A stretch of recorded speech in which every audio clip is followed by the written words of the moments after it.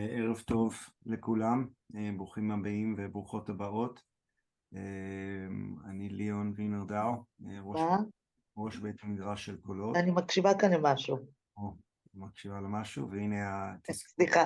בבקשה לכולם לשים את עצמכם על השתק. גם אנחנו רוצים להזמין, אם זה מתאפשר לכם, לפתוח מצלמות. זו הזמנה רק ליצור סוג של קהילה של 20 דקות. וזהו, אני רוצה, אנחנו ממשיכים בלימוד היומי הקצר שלנו, שכמו שחלק מכם כבר יודעים, הוא טיפה חורג מהלימוד הקולותי הרגיל, הדיאלוגי, ואנחנו מזמינים מנחים ומנחות של ההווה ושל העבר, לתת לנו איזשהו מהלך של משהו כמו 20 דקות, שנוגע באחד מהסוגיות שנמצאות על הפרק ושאנחנו מתמודדים איתם. הערב אני ממש שמח שמשה מאיר נענה לבקשה לפנייה והצטרף אלינו. משה, כמו שאני כתבתי, הוא חוץ מזה שהוא איש יקר מאוד, שזכיתי להנחות לידו שנים בקולות, הוא משלב בצורה מאוד מאוד ייחודית את כל הכלים שעומדים לרשותנו כאנשי מחשבה ואנשי בית המדרש. אז אנחנו מאוד מאוד שמחים על בואך, משה, תודה רבה. אני רק אציין שאחרי שמשה יסיים את דבריו, אנחנו נעצור את ההקלטה והוא ייקח כמה דקות של הערות או שאלות או תשובות או הסתייגויות או מה שיש. אז משה, אליך, תודה רבה. טוב, ערב טוב לכם. אנחנו נמצאים במצב משברי שנוגע בכל אחד לפי דרגת הקרבה, הנגיעה, הביוגרפיה, המצב הקיומי. כל אחד נמצא בו באופן אחר, אבל כולנו נמצאים בתוכו. וכאשר בני אדם נמצאים במצבים משבריים, הם מחפשים כלים בכדי להקל על הפחד, חרדה, לחץ, דאגה, כלים מכלים שונים במגוון תרבויות ואסכולות. ואני רוצה לחזור לכלי אחד שמציעים החכמים, איך לצאת מן המשבר. האם יש בו ייחוד ביחס להמוני כלים שפיתחה התרבות האנושית? כל אחד ואחת מכם יוכל לשפוט על פי עולמו, על פי המרחב והאופקים של הכלים שהוא מכיר. דבר אחד בטוח, כמו שאמר אחד העם, מי שקולטורה בת אלפי שנים זורמת בעורקיו, מי שזאת התרבות שלו, זה כלי שצמח בתרבות היהודית, וקודם כל הוא שלנו. ומעבר לכך, מה שאני אנסה להראות זה שהוא לא מופיע ככלי תלוש, ככלי פרקטי של יציאה ממשבר, אלא הוא חלק מהתרבות הכוללת, מהעולם הבית מדרשי שמתוכו הוא צמח. אז אני ברשותכם אשתף מסך ונפנה לכמה מקורות. במקור רובם ככולם מופיעים בארמית, וכאן הם מופיעים בתרגום עברי.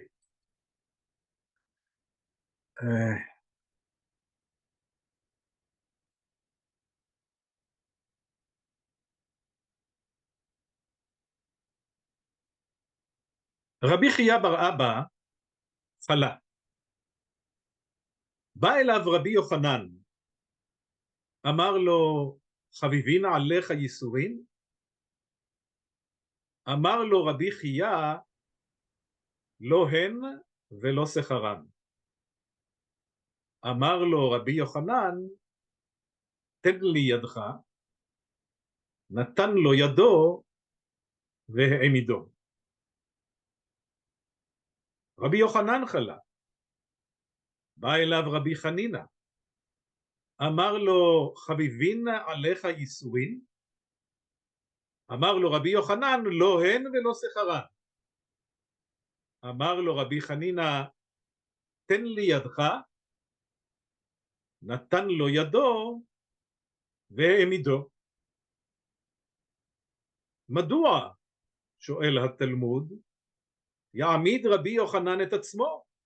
הרי הוא זה שיכול היה להעמיד גם את רבי חייא החולה, על אחת כמה וכמה שהוא יוכל להעמיד את עצמו. אמרו, אין חבוש מתיר עצמו מבית האסורים. שני סיפורים קטנים, נתמקד רגע בסיפור הראשון, הסיפור השני הוא סיפור מראה, יש בו שתי דמויות, רבי חייא החולה ורבי יוחנן, נותן היד. רבי יוחנן כשרואה את רבי חייא החולה, שואל אותו, האם חביבים עליו ייסורים? מתוך השאלה עולה שהתשובה היא לא ברורה מאליה. היית יכול לחשוב שאין אדם שחביבים עליו הייסורים, אבל כנראה שיש. למה חביבים ייסורים? מתוך התשובה לא הן ולא שכרן, אפשר להבין שיש שכר לייסורים. בשפה הדתית השכר הוא שכר שבין האדם למקום, הייסורים מחפרים, הייסורים ממרקים, אבל גם בשפה האנושית יש טובין לייסורים, אמפתיה, חמלה של הסובבים, הקלה מאחריות וחובות של החיים, ולכן התנאי הראשון שנדרש זאת אמירה חדה וחזקה שהיא לא מובנת מאליה של רבי חייא, לא הן ולא שכרן. אני מעדיף להיות בריא ולוותר על הטובין של הייסורים. ואז אומר לו רבי יוחנן, תן לי ידך, הוא נותן לו את ידו ורבי יוחנן מעמיד אותו. ובסיפור השני, שבו אותו רבי יוחנן המעמיד נזקק לרבי חנינא שיעמיד אותו, נשאלת השאלה למה רבי יוחנן לא יעמיד את עצמו, וכאן מופיע הכלל של החכמים, אין חבוש מתיר עצמו מבית האסורים.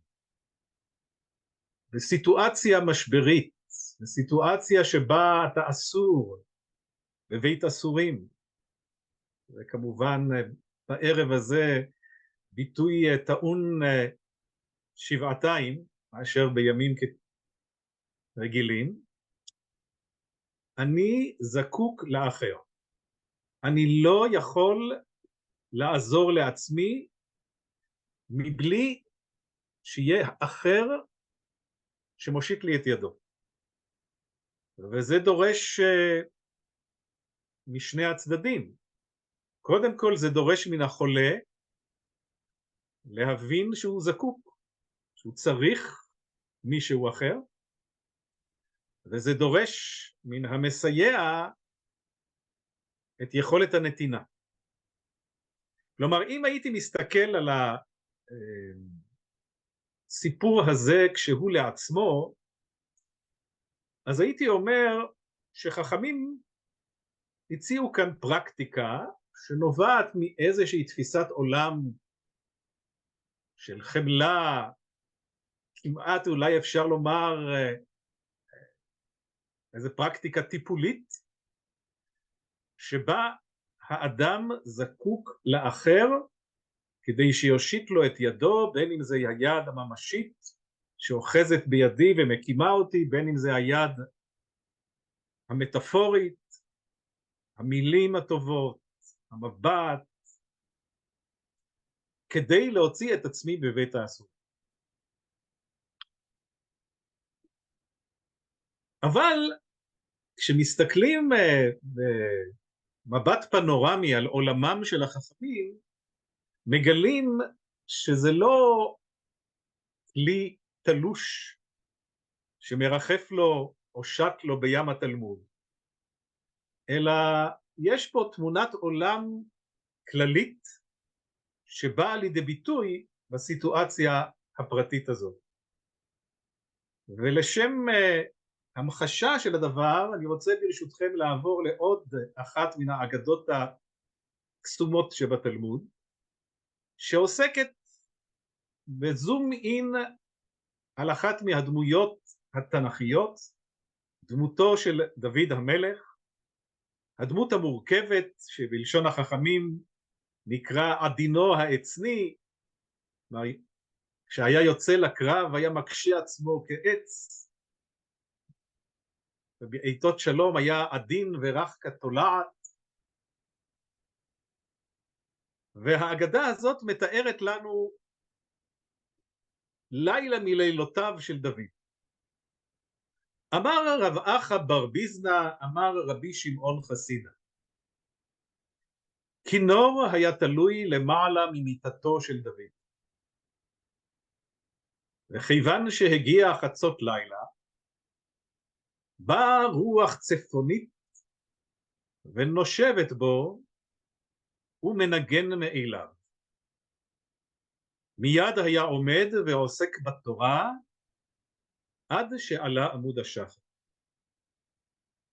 כיוון שעלה עמוד השחר, נכנסו חכמי ישראל אצלו. אמרו לו, אדוננו המלך, עמך ישראל צריכים פרנסה. אמר להם, לכו והתפרנסו זה מזה.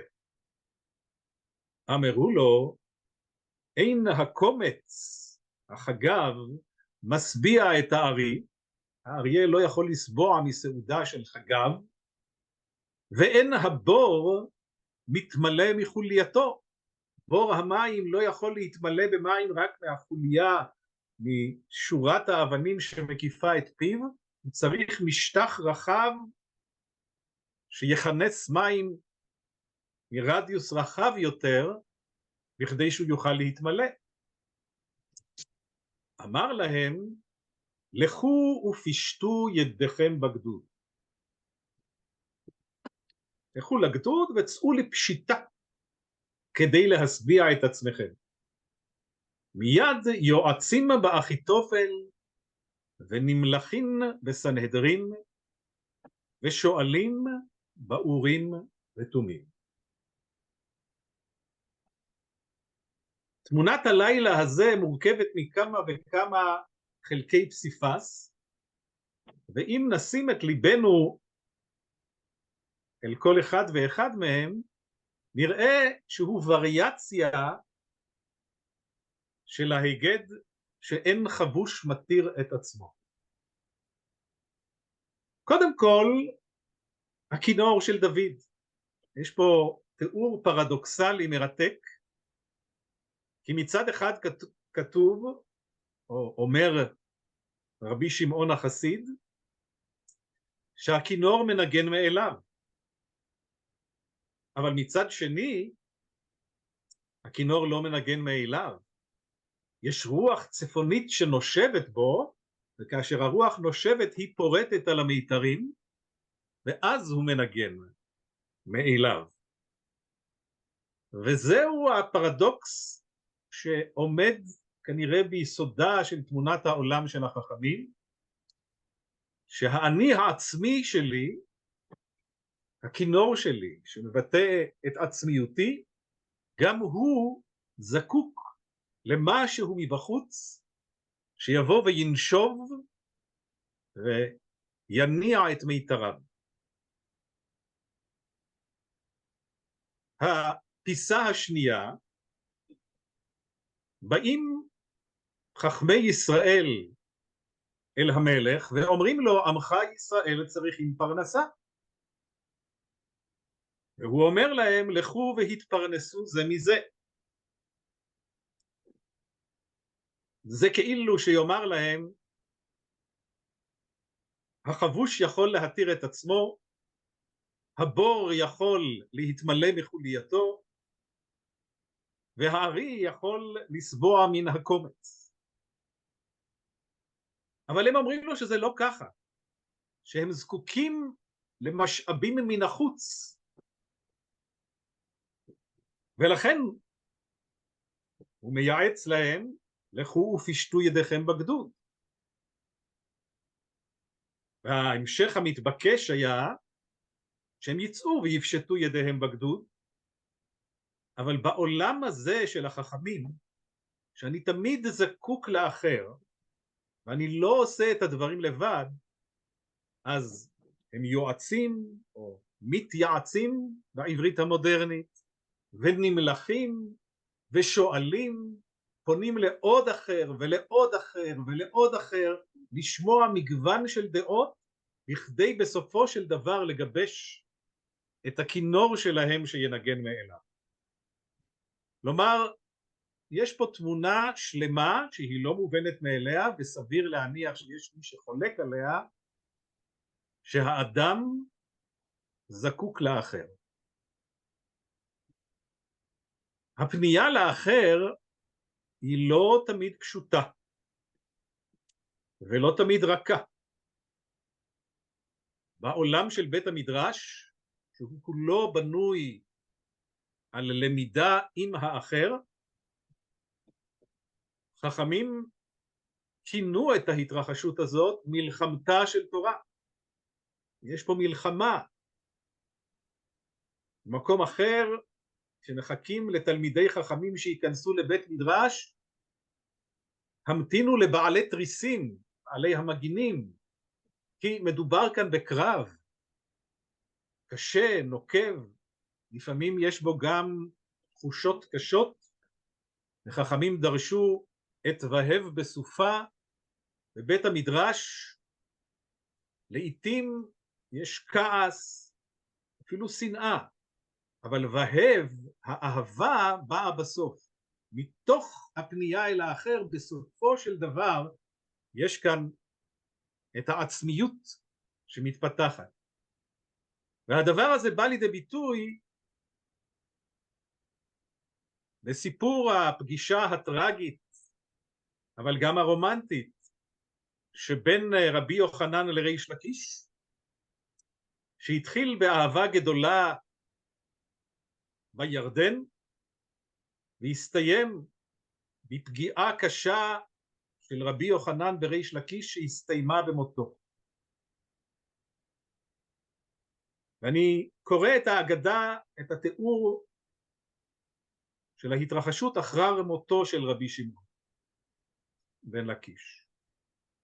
מת רבי שמעון בן לקיש, ורבי יוחנן הצטער מאוד. אמרו חכמים, מי ילך ליישב דעתו?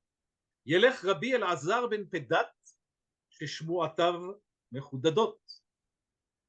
הלך, ישב לפניו, כל דבר שאמר רבי יוחנן אמר לו, ברייתא מסייעת לך. אמר איש לקיש, אמר רבי יוחנן, אתה כבן לקיש? בן לקיש, כשאמרתי דבר, היה מקשה לי 24 קושיות ומפרק לי 24 פירוקים, וממילא מתרווחת השמועה, ואתה אמרת ברייתא מסייעת לך? האם אינני יודע שיפה אמרתי? הלך וקרא בגדיו ובכה ואמר, היכן אתה בן לקיש, היכן אתה בן לקיש? צרח עד שסרה דעתו ממנו. ביקשו חכמים רחמים עליו ומת. האחר שעליו אנחנו מדברים, האחר שמושיט ליד, הוא לאו דווקא האחר החומל, הרך, המבין, לעתים הוא האחר המתאמץ, הוא זה שיכול להוציא אותי מהמצב של הבור שבתוכו אני נמצא, לאמת אותי עם אפשרויות אחרות, ולפעמים אני מתנגד, כי אני מפחד, כי אני רוצה להישאר בבור, כי יש לי טובין בבור, והאחר הזה נלחם בי, מלחמתה של תורה, ודווקא המלחמה הזאת היא זאת שמוציאה אותי מן המיצר.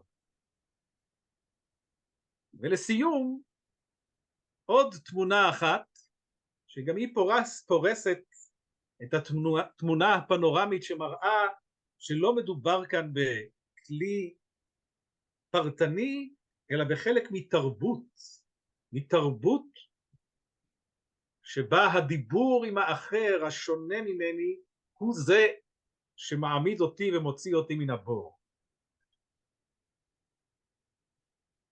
זהו קטע מן הסיפור על חוני המעגל שישן 70 שנה והתעורר, וכאן יש תמונה אחר התמונה המשפחתית, מופיעה התמונה הבית מדרשית. הלך לבית המדרש, שמע שהחכמים אומרים, מאירות השמועות כבשנים של חוני המעגל, שכשהיה נכנס לבית המדרש, כל קושייה שהייתה לחכמים היה מפרק אותה. אמר להם, אני הוא, ולא האמינו לו, ולא כיבדו אותו כראוי לו. חלשה דעתו, ביקש רחמים ומת. אמר רבא, כמה דורות לאחר מכן, זה מה שאנשים אומרים, או חברות או מוות, או בשפה הארמית, או חברותה או מיתותה. החברותה, החברות אמיתית, שהיא מאמתת אותי עם עולם שהוא שונה מהעולם שלי. והעולם שלי כשאני נמצא בשבר, אני נמצא בתוך הבור, הוא עולם שבור. ואני צריך מישהו שלא רק ירד איתי וישב איתי בתוך הבור, אלא יעזור לי לצאת ממנו. והמישהו הזה הוא האחר, הוא מושיט היד, הוא המפרק את קושיותיי, הוא זה שגם יודע לכבד ולהעריך ולהתפעל מן המיטב שיש לי, וזאת תמונת העולם השלמה של החכמים, שמתוכה עולה כלי מסוים להתמודדות עם משבר, או חברותה או מיתותה. אז עד כאן הדברים, וכמו שלאון הקדים ואמר, אם מישהו רוצה להוסיף ולומר את שלו, להקשות, לפרק. אז אני מיד אעצור את ההקלטה, אני רק רוצה לפני כן להגיד ממש תודה משה, מקסים. אז נמשיך בשיחה, אבל בינתיים תודה רבה.